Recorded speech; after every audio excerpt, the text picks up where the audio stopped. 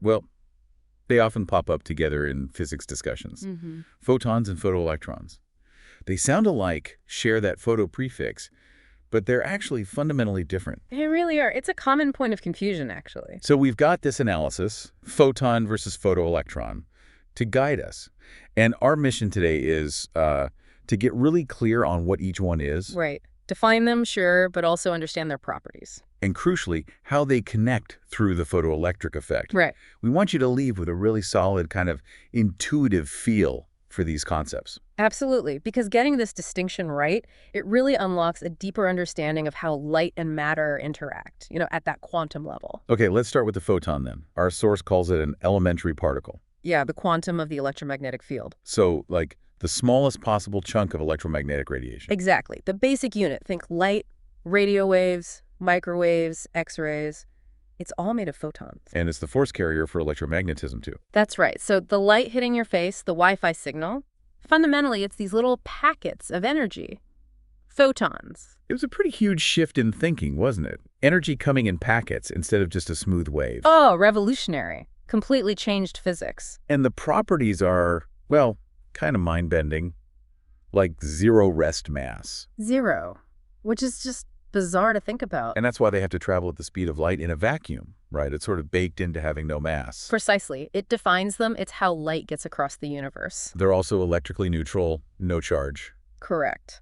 And while that speed, c, is constant in a vacuum, it's worth remembering they do slow down a bit when they go through stuff, like water or glass. Right, okay. Now the energy part. This is key. It's not just any random amount of energy per photon. No, it's very specific, tied directly to its frequency, f, or wavelength, lambda. Through that famous equation, E equals hf. Or E equals hc over lambda, same thing, where h is Planck's constant. So higher frequency means more energy.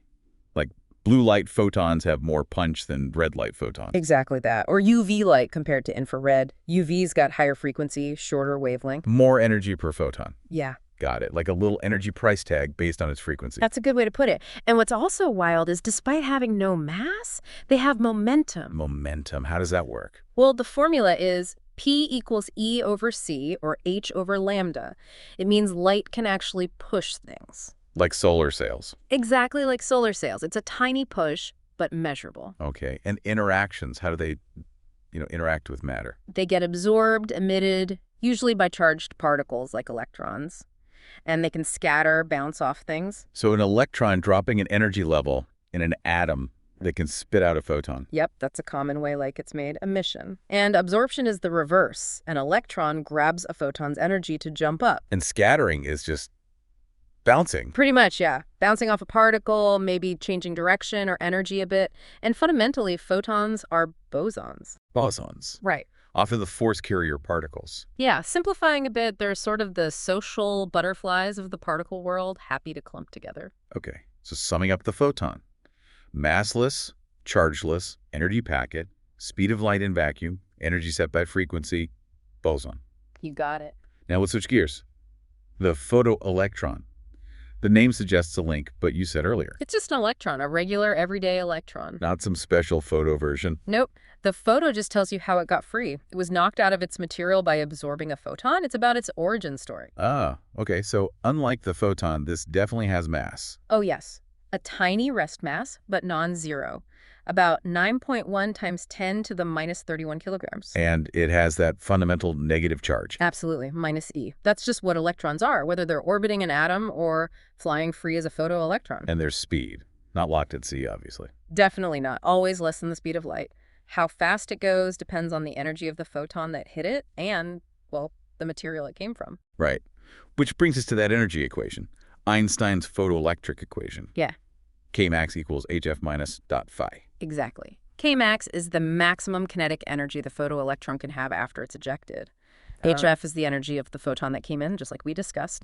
And phi, that Greek letter, is the work function. Work function. What's that exactly? Think of it as the minimum energy needed to pry the electron loose from the material, like an energy cost to escape. An exit fee. Yeah, that's a great analogy. An exit fee. The photon pays the fee with part of its energy, and whatever's left over becomes the electron's kinetic energy, Kmax. Makes sense. And because it's charged, it interacts with electric and magnetic fields. Oh, yeah. Just like any electron, it gets Yeah. pushed and pulled by fields or other charges. So it's really just a liberated electron. And it's a fermion, right? Unlike the boson photon. Correct. Electrons are fermions. They're the building blocks of matter, and they follow different rules, like the Pauli exclusion principle. Can't have two identical ones in the exact same state. So, drawing the line again. Photon energy packet, boson no mass, no charge, speed c. Photoelectron matter particle, fermion, has mass, negative charge, speed less than c. That's the core distinction. Clear as day when you lay it out like that. And the photoelectric effect is where they meet. Precisely. It's the phenomenon that links them.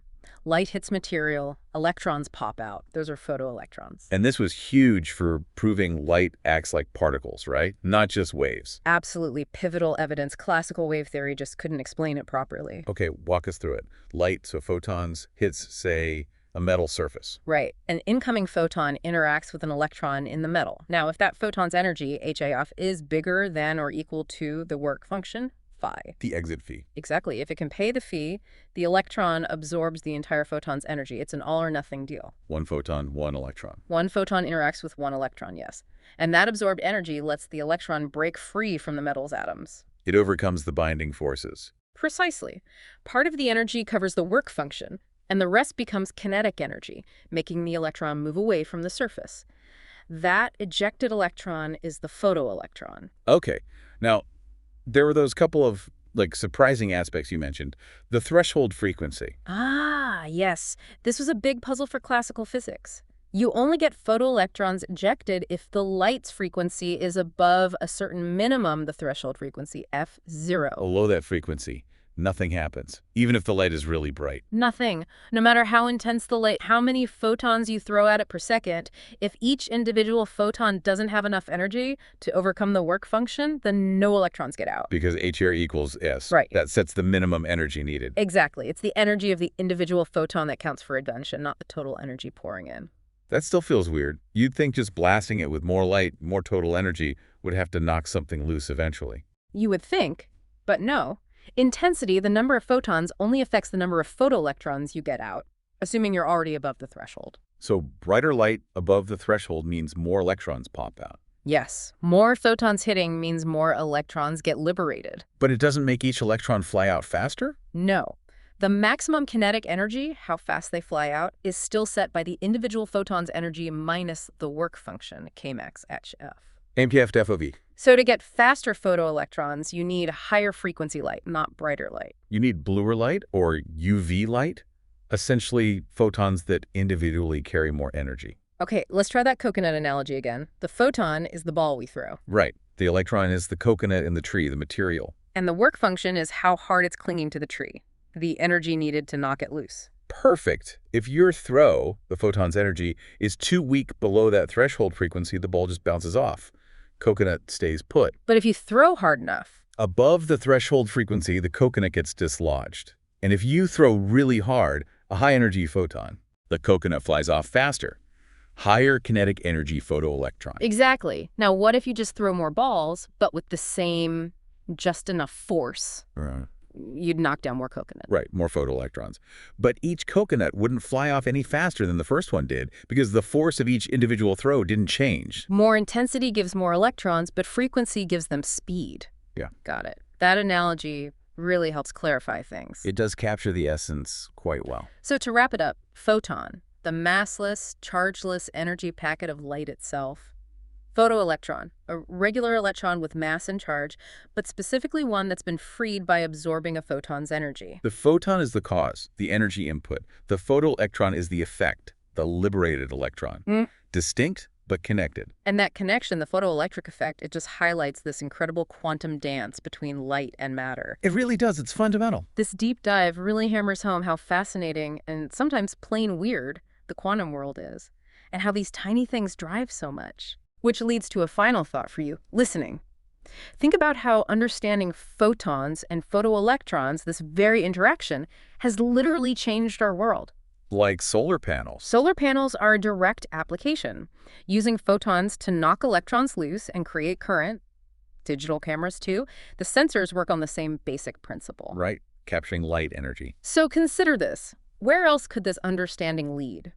As we probe deeper into how these particles behave, what new technologies might emerge, maybe thinking about energy in discrete packets or light being both wave and particle, maybe that sparks an idea for you. What's the next big thing built on this?